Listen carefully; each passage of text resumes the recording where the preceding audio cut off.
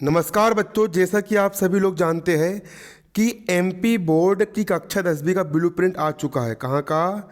MP board, MPBOARD, MP board class tenth CLASS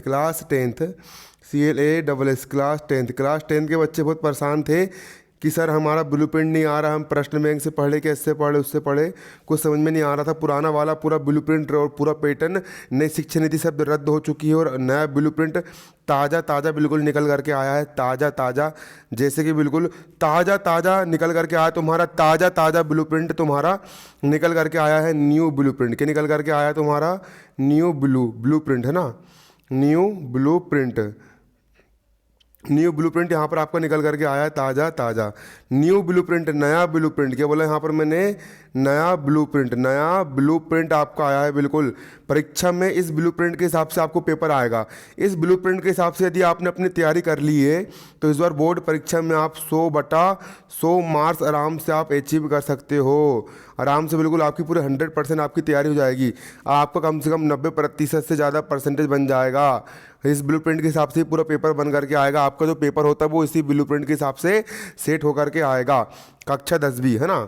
तो इस video में आपको क्या बताने वाला हूँ, आपका जो पूरा ब्लूप्रिंट, कौन कौन सा सिलेबस हुआ, ख़त्म हुआ है, कौन कौन सा सिलेबस आपका नया है, सब कुछ बताने वाला हूँ। यदि आप लोगों को भैया यहाँ पर वीडियो दिखता नहीं होगा तो आप क्या करना है, यहाँ पर क्लिक करके क्वालिटी बढ़ा देना और उसको 360 पिक्सल से ज़्यादा कर देना। 360 से 480 पिक्सल तक आप यहाँ पर देखना, तभी आपको यहाँ पर सही प्रकार से क्वालिटी देखने को मिलेगी, है ना। तो पिक्सल तेज कर दीजिए, लंबा वीडियो हो सकता है क्योंकि मैं पूरा एक्सप्लेन करूंगा, A to Z एक्सप्लेन करूंगा। अभी मैं स्क्रीन रिकॉर्डिंग करके वीडियो बना रहा हूं और यदि आपको इससे वीडियो समझ में नहीं आएगा तो फिर मैं कॉपी में लिख करके भी आपको समझाऊंगा। देखिए, कार्यालय माध्यमिक शिक्षा मंडल मध्य प्रदेश भोपाल, है ना। ब्लूप्रिंट प्रश्न पत्र, है ना, प्रश्न पत्र। ब्लूप्रिंट क्या है यहाँ पर आपका? प्रश्न पत्र।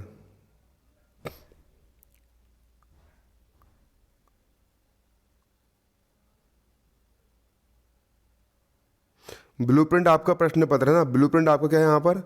प्रश्न पत्र है ना। देख लीजिए, आपका ब्लूप्रिंट आपका क्या है? प्रश्न पत्र है।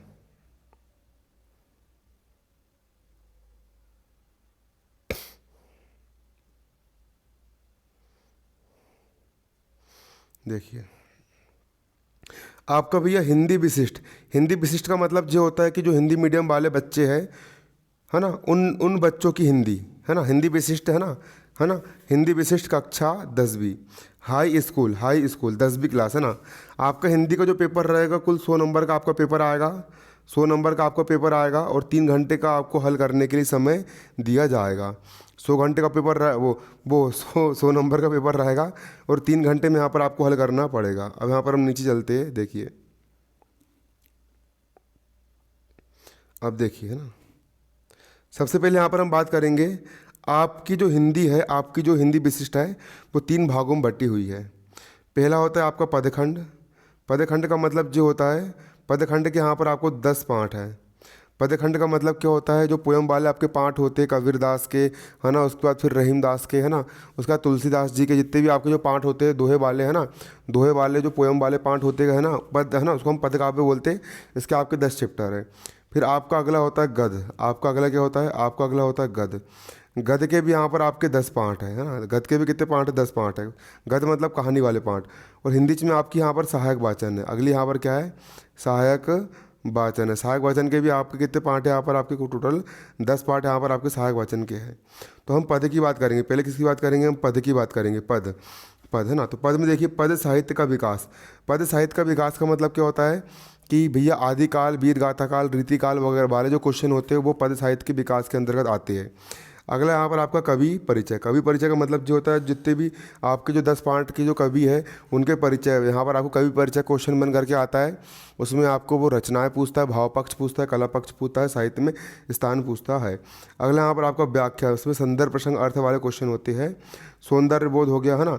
भाव एवं विषय वस्तु पर आधारित प्रश्न, है ना। विषय वस्तु पर आधारित प्रश्न मतलब कि आपके अभ्यास के जो क्वेश्चन है वो भी यहाँ पर आपके बन करके आएंगे। अभ्यास के क्वेश्चन भी आपके बन करके आएंगे। आपके अभ्यास के क्वेश्चन भी यहाँ पर बन करके आएंगे। देखिए, अब इससे आपको कितने नंबर का है यहाँ पर हम देख लेंगे। है ना। जो पदखंड है आपके, जो पदखंड के जो 10 पार्ट है उसमें आपके 5 विकल्प आएंगे, 5 प्रश्न आपके 1 अंक के आएंगे। क्या बोला मैंने, 5 प्रश्न यहाँ पर आपके 1 अंक के पूछे जाएंगे। कितने क्वेश्चन आपके, 5 प्रश्न 1 अंक के पूछे जाएंगे। 5 प्रश्न यहाँ पर आपके 1 अंक के पूछे जाएंगे। 5 प्रश्न ऐसे होंगे आपके जो कि 1 अंक के पूछे जाएंगे। 5 प्रश्न आपके 1 अंक वाले होंगे। 5 प्रश्न आपके 1 अंक वाले होंगे, क्लियर। फिर 5 प्रश्न आपके 2 अंक वाले होंगे। 5 प्रश्न आपके 2 अंक वाले होंगे। इसका मतलब ये है कि आपके जो 2 नंबर वाले जितने भी क्वेश्चन आएंगे, है ना, उसमें से 5 क्वेश्चन आपके भैया पदखंड, मतलब कि आपके जो पोयम वाले पार्ट है, पोयम वाले पार्ट के जो अति लघुत्तरीय प्रश्न होते हैं, अति लघुत्तरीय प्रश्न, है ना, अति लघुत्तरीय प्रश्न जो आपके होते हैं ना, पोयम वाले जो आपके प्रश्न होते हैं ना, उससे पूछे जाएंगे। किससे पूछे जाएंगे, अति लघुत्तरीय उससे पूछे जाएंगे। 5 प्रश्न आपके ऐसे रहेंगे जो 2 अंक के रहेंगे, है ना। फिर 3 प्रश्न आपके ऐसे रहेंगे जो 4 अंक में रहेंगे। 3 प्रश्न में से एक प्रश्न तो आपका 4 नंबर का रहेगा, कवि परिचय का। दूसरा यहाँ पर आपका जो क्वेश्चन आएगा, पहला प्रश्न हो गया आपका कवि परिचय, है ना, 4 नंबर में आएगा। अगला रहेगा यहाँ पर आपको संदर्भ प्रसंग अर्थ की व्याख्या करने वाला क्वेश्चन भी आपका 4 नंबर पर यहाँ पर आपको पूछा जाएगा। और एक क्वेश्चन आपको और रहेगा, वो भी आपका 4 नंबर का आएगा। तो आपको करना क्या है बच्चों, अब बच्चों यहाँ पर आपको ये करना है कि आपके जो आपका जो पदखंड है, पदखंड वाले जितने भी पाठ है उसमें सभी के संदर्भ प्रसंग अर्थ यहाँ पर आपको पढ़ना है। उसके साथ साथ जितने भी अति लघुत्तरीय वाले प्रश्न उत्तर है पूरे याद करना है। कवि परिचय भी यहाँ पर आपको याद करना पड़ेगा, कम से कम 6 से 7, 5-6 कवि परिचय आपको तैयार करना पड़ेगा। रचनाएँ सबकी याद करना पड़ेगा। और उसके बाद फिर आपका जो पद साहित्य का विकास, हाँ, पद साहित्य के विकास का आपका एक क्वेश्चन यहाँ पर 4 नंबर का आएगा। पद साहित्य का विकास, है ना, इसमें आपके जितने भी पद साहित्य के विकास वाले आपके जितने भी क्वेश्चन बन करके आते हैं, जैसे कि पद साहित्य का विकास में आपको पूछ लेगा कि रीतिकाल की विशेषताएं बताइए, है ना, नई कविता की विशेषता बताइए, आधुनिक काल की विशेषताएं बताइए, आधुनिक काल, है ना। उसके बाद फिर आधुनिक काल के 4 कवि के नाम बताइए, प्रगतिवादी युग, छायावादी युग। ये सारे जो क्वेश्चन आपको परिच्छेदन में बहुत अच्छे से एक्सप्लेन किया है, परिच्छेदन से आप तैयार कर सकते हो। बाकी इसका मैं डिटेल वाला वीडियो भी लेकर के आऊँगा, जिसमें मैं एक एक विषय को पूरा जड़ तक कवर करूँगा कि आपको पढ़ना क्या है और क्या नहीं पढ़ना है। अगला यहाँ पर आप देख सकते हो बच्चों, अब देखो पदखंड की बात तो यहाँ पर हमारी हो गई। अब हम बात करेंगे किसी गद्यखंड की। अब हम किसकी बात कर रहे हैं, यहाँ पर गद्यखंड की बात कर रहे हैं। किसकी बात कर रहे हैं, गद्यखंड की बात कर रहे हैं। गद्यखंड मतलब कि आपके जो हिंदी में गद्यखंड है उसके भी यहाँ पर आपके 10 पार्ट दिए गए। हिंदी के गद्यखंड के भी यहाँ पर आपके 10 पार्ट दिए गए। तो गद्यखंड में यहाँ पर आपका क्या है देखिए, है ना, गद्यखंड मतलब कि कहानी वाले पाठ, है ना। उसमें यहाँ पर आपकी देखिए गद्य की विधा है। गद्य की विधा मतलब नाटक, एकांकी, नाटक हो गया, एकांकी हो गया, रेखा चित्र हो गया, रूपोतार जो हो गया, डेली डायरी लिखना हो गया, ये सारी गद्य की विधाएं होती है। नाटक और जीवनी में अंतर लिखिए, नाटक और एकांकी में अंतर लिखिए। बहुत सारे इंपॉर्टेंट क्वेश्चन इसके बन करके आते हैं। फिर लेखक परिचय, आपको जो 10 पार्ट है यहाँ पर, आपको जो कहानी वाले जो 10 पार्ट है उसमें से जो लेखक परिचय का मतलब जो होता है, ठीक है, जो सिलेबस आपका कम हो चुका है वो मैं आपको आगे बताऊंगा, है ना, उसके नहीं पढ़ना है, बल्कि जो आपको सिलेबस में आ रहा है आपको उसके पढ़ना है। लेखक परिचय भी यहाँ पर आपको तैयार करना पड़ेगा। लेखक परिचय यहाँ पर आपका 4 नंबर का आएगा। गद्य की विधाएं वाला क्वेश्चन भी आपका 4 नंबर का आएगा। विषय वस्तु पर आधारित प्रश्न, विषय वस्तु पर आधारित प्रश्न यहाँ पर आपका देखो, यहाँ पर आपके 5 विकल्प आएंगे, 5 विकल्प आएंगे, है ना। 3 प्रश्न आपके 2-2 अंक के आएंगे, है ना। 3 प्रश्न आपके 2-2 नंबर वाले रहेंगे, मतलब कि अति लघुत्तरीय आपको पूरे याद करना है। एक प्रश्न 2 नंबर का, मतलब 3 प्रश्न आपको टोटल 6 नंबर के रहेंगे, है ना। उसके बाद फिर 3 प्रश्न आपके 4 अंक के आएंगे। 3 प्रश्न कितने अंक के आएंगे, यहाँ पर आपके 4 अंक के आएंगे। 3 प्रश्न में से एक प्रश्न तो आपका गद्य की विधा रहेगा, पूछ लेगा नाटक किसे कहते हैं, जीवनी किसे कहते हैं, है ना, 3 नाटककारों के नाम, है ना। अगला प्रश्न यहाँ पर आपका लेखक परिचय का रहेगा। अगला प्रश्न क्या रहेगा आपका 4 नंबर वाला लेखक परिचय का रहेगा। लेखक की 2 रचनाएं, आपको पूरे लेखक परिचय आपको याद करना पड़ेगा। भाव पक्ष कला पक्ष ऐसा रहता है कि जो आप एक में याद कर लेना, बाकी सब में वो फिट हो जाएगा। ये हो गया यहाँ पर आपका क्या है, लेखक परिचय। लेखक परिचय के बाद दोस्तों यहाँ पर आपका क्या आएगा, लेखक परिचय आपका हो गया।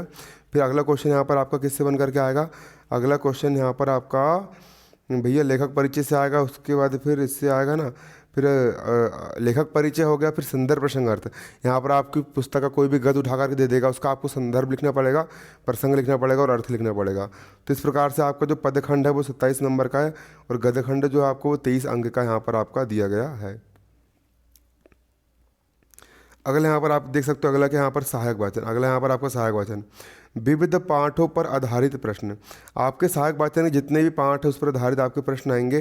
5 विकल्प रहेंगे, सहायक वाचन के 5 विकल्प रहेंगे, सहायक वाचन के 5 विकल्प रहेंगे और एक प्रश्न 2 अंक का आएगा।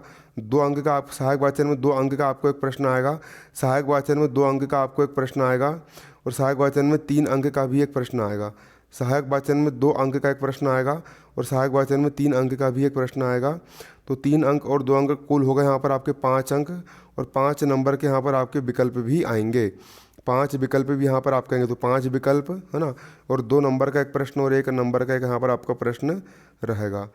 अगला यहाँ पर आपका भाषा बोध। भाषा बोध का मतलब क्या होता है आप जानेंगे। यहाँ पर भाषा बोध का मतलब क्या होता है आप जानेंगे। भाषा बोध, भाषा बोध का मतलब यहाँ पर आपका ये होता है, देखिए दोस्तों, भाषा बोध मतलब कि आपके जो आपने देखे होंगे आपकी जो नवनीत हिंदी विशिष्ट की आपकी जो बुक है ना, आपकी बुक में जो गद्य वाले पाठ है, गद्य वाले पाठ मतलब कि कहानी वाले जो पाठ है, उसके पीछे यहाँ पर आप देख सकते हो संधि दी रहती है, समास दिया रहता है ना। उसके बाद फिर वाक्य के प्रकार है ना, अर्थ के आधार पर, अर्थ के आधार पर है ना, नकारात्मक वाक्य सकारात्मक वाक्य है ना, वाक्य परिवर्तन, सकारात्मक वाक्य को नकारात्मक वाक्य में चेंज करो। जैसे मोहन घर गया आता है उसको नकारात्मक में चेंज करेंगे तो मोहन घर नहीं जाता है।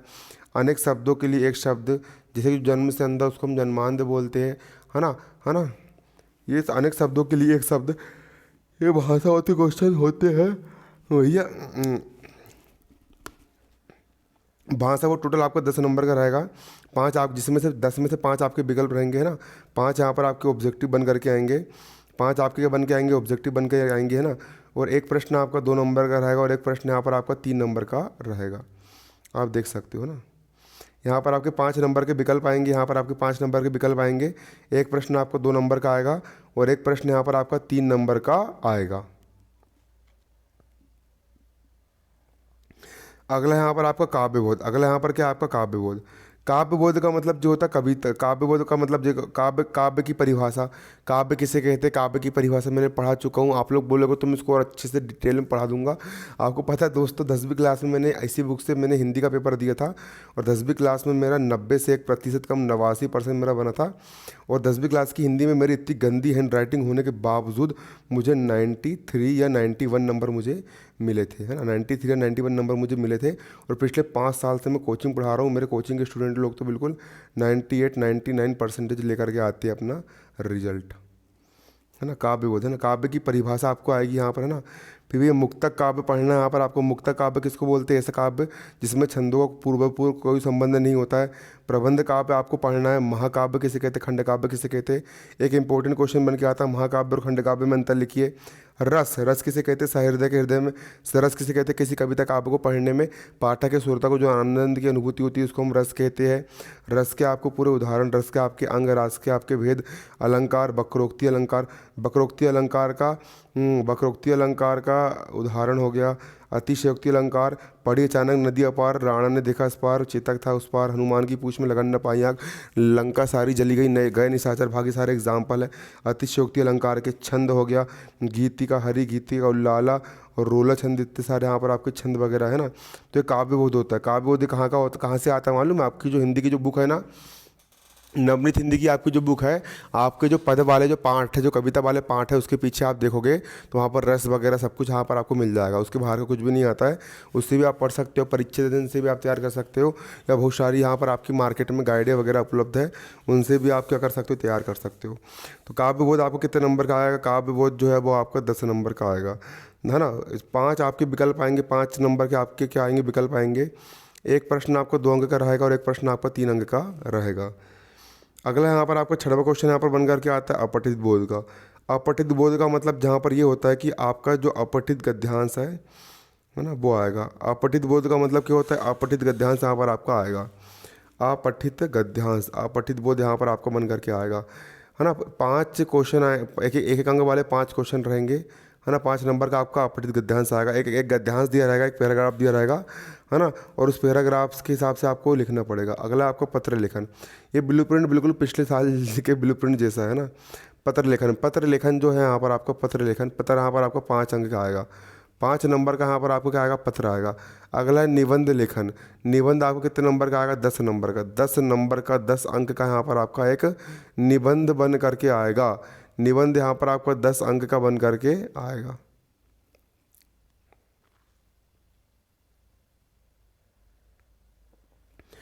देखिए, आपको हिंदी में शब्द सीमा का विशेष ध्यान देना है जब आप यहाँ पर पेपर दोगे।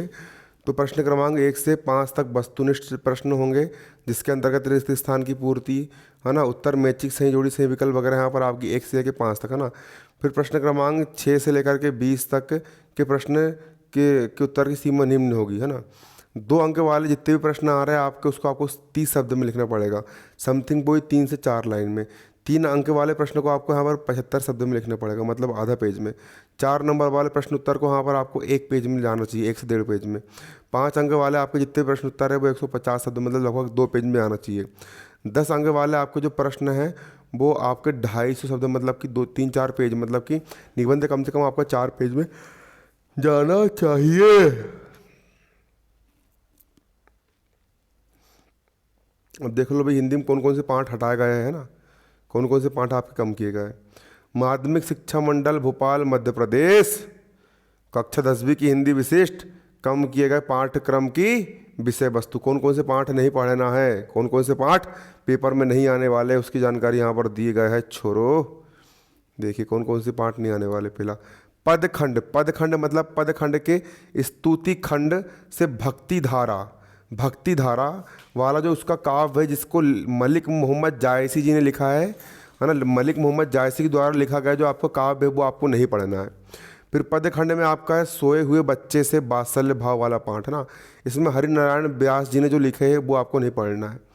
पदखंड में श्रद्धा, प्रेम और सौंदर्य, इकाई 3 का है यहाँ पर आपका, इकाई है ना पदखंड में, है ना, समझ में आ रहा है तुम लोग को, है ना? श्रद्धा प्रेम और सौंदर्य वाला काव्य जयशंकर प्रसाद ने लिखे भी आपको नहीं पढ़ना है, नहीं आएगा पेपर में। अगला गिरधर की कुंडलिया, ये गिरधर ने लिखा है, ये भी आपको नहीं पढ़ना है। ऋतु वर्णन पद्माकर इसने लिखा है, ये भी आपको नहीं पढ़ना है, मतलब कि आपका लगभग आधा सिलेबस कम हो गया है। आपके एक पाठ के अंदर 2 पाठ होते हैं, उसमें से एक ये लेखक के नाम दिए, इन लेखक के आपके काव्य नहीं पढ़ना है, इनके ना आंसर क्वेश्चन आएंगे ना इनका कवि परिचय लेखक परिचय, घंटा बाबा जी का कुछ भी नहीं आने वाला। अगला यहाँ पर आपको उद्बोधन शौर्य और देश प्रेम, है ना, ये भी आपका काव्य है, ये भी आपको रामधारी सिंह दिनकर जी ने लिखे, ये भी आपको नहीं पढ़ना है। अगला यहाँ पर आपका पदखंड का आपका जीवन संदेश, ये काव्य है यहाँ पर आपका राम नरेश त्रिपाठी जी ने लिखे, ये भी आपको नहीं पढ़ना है। चरैवेति जनगणवा काव्य है यहाँ पर आपको कविता, ये भी आपको नहीं पढ़ना है, नरेश मेहता ने लिखी है। मैंने आहुति बनकर देखा जीवन दर्शन, ये आपका काव्य है, ये भी आपको नहीं पढ़ना है। कुछ कविताएं काव्य है, अभिमन्यु अनंत ने लिखा है, ये भी आपको नहीं पढ़ना है। अगला यहाँ पर आपका गद्यखंड, गद्यखंड मतलब कि कहानी वाले पाठ, कहानी वाले पाठ देख लो कौन कौन से हटाए गए हैं। गद्यखंड, गद्यखंड में आपका पहला परंपरा बनाम आधुनिकता निबंध है यहाँ पर आपका, ये हजारी प्रसाद द्विवेदी जी ने लिखे, इसको भी आपको नहीं पढ़ना है। फिर गद्यखंड में यहाँ पर आपका है पहली चूक, है ना, ये श्रीलाल शुक्ल ने लिखे है, ये भी आपको नहीं पढ़ना है। फिर गद्यखंड में यहाँ पर आपका गलत सच्चल धर्म एकांकी सेठ गोविंद दास ने लिखी, ये भी आपको नहीं आएगा पेपर में। गद्यखंड में बेल की बिक्री वाला पाठ है, ये भी आपको नहीं पढ़ना है, सियाराम शरण गुप्त ने लिखी है। अब सहायक वाचन के यहाँ पर 3 पाठ हटाए गए। पहला तेरे घर पहले हो तो बिस्ब सवेरा माखनलाल चतुर्वेदी ने लिखे, इनको भी नहीं पढ़ना है। थके हुए कलाकार वाला पाठ धर्मवीर भारती वाला भी आपको नहीं पढ़ना है। रक्षाबंधन की जो कहानी है विशंबर नाथ शर्मा कौशिक जी ने लिखी, भी आपको नहीं पढ़ना है। ये आपका हिंदी का ब्लूप्रिंट यहाँ पर मैंने बता दिया हूँ, अब थोड़ा क्या वीडियो लंबा बन जाएगा, है ना। हिंदी का यहाँ पर वो सिलेबस भी दिया है, सिलेबस भी देख लो, है ना।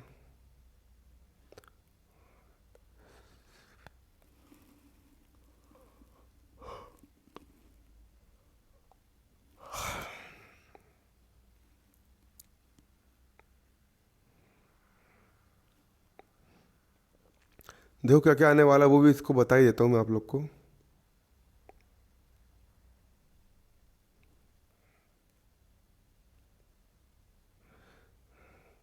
देखिए हिंदी विशिष्ट, हिंदी विशिष्ट है ना।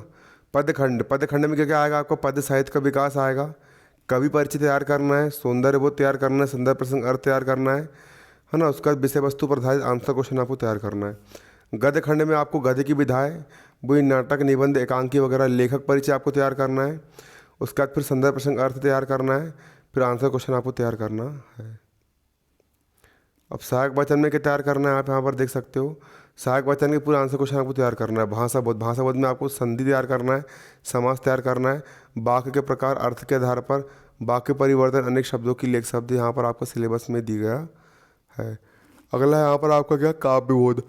काव्य बोध में काव्य की काव्य की परिभाषा, काव्य के भेद, प्रबंध काव्य, मुक्तक काव्य, महाकाव्य, खंड काव्य, रस, परिभाषा, अंग भेद, उदाहरण, अलंकार, वक्रोक्ति अलंकार, अतिशयोक्ति अलंकार, अन्योक्ति अलंकार, छंद, गीतिका, हरि गीतिका, उल्लाला, रोला, आपटित गद्यांश, पत्र लेखन, निबंध, ये सारी चीज़ आपको तैयार करना है। ये भैया हा हा हा हा।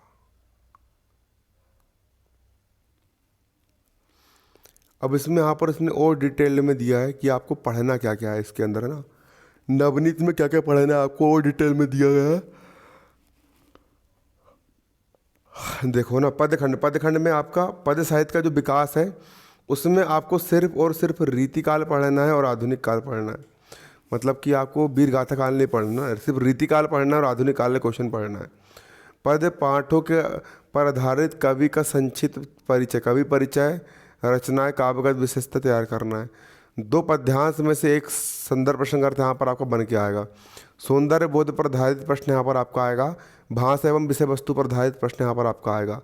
अब गद्य खंड में क्या पढ़ना है, गद्य की विधाओं के विकास, गद्य की विधाओं के विकास क्रम पर आधारित प्रश्न तैयार करना है। लेखक परिचय आपको रचनाएं आएगी, भाषा शैली आएगी, साहित्य में स्थान। फिर संदर्भ प्रसंग अर्थ यहाँ पर आपको गद्य वाले पाठ के भी आएंगे, गद्य मतलब कि कहानी वाले पाठ के। सौंदर्य बोध पर आधारित आपके आंसर क्वेश्चन भी यहाँ पर बन करके आएंगे। अब सहायक वचन में जो पाठ हटाए गए हैं उनको छोड़ करके बच्चे वाले पाठ के आपको आंसर क्वेश्चन तैयार करना है। भाषा बोध में संधि पर एक प्रश्न आएगा, समास पर एक प्रश्न आएगा, वाक्य के प्रकार कितने होते हैं, है ना। वाक्य 8 प्रकार के होते हैं, किसके आधार पर, अर्थ के आधार पर, सकारात्मक वाक्य, नकारात्मक वाक्य, संदेहवाचक वाक्य। फिर वाक्य परिवर्तन पर एक प्रश्न आएगा, अनेक शब्दों के लिए यहाँ पर आपका एक शब्द भी यहाँ पर आएगा।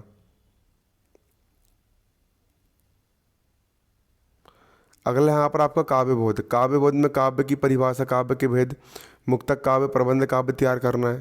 फिर रस, रस में आपका परिभाषा, रस के अंग, रस के भेद, रस के उदाहरण पर प्रश्न आपको यहाँ पर तैयार करना है। फिर अलंकार, अलंकार में आपको वक्रोक्ति अलंकार, अतिशयोक्ति अलंकार, अन्योक्ति अलंकार तैयार करना है। छंद में गीतिका, हरि गीतिका, उल्लाला, रोला पर आपको यहाँ पर क्या आएंगे, क्वेश्चन बन के आएंगे। फिर आपटित गद्यांश तैयार करना है। पत्र, पत्र यहाँ पर 3 दिन की छुट्टी के लिए, पारिवारिक पत्र, विद्यालय पत्र, निबंध भी यहाँ पर आपको तैयार करना है। ये आपका हिंदी का भैया ये आपका हो गया, है ना। अब कमेंट करो भैया क्या क्या आपकी मांग है, खटाखट वीडियो लेकर के आऊँगा।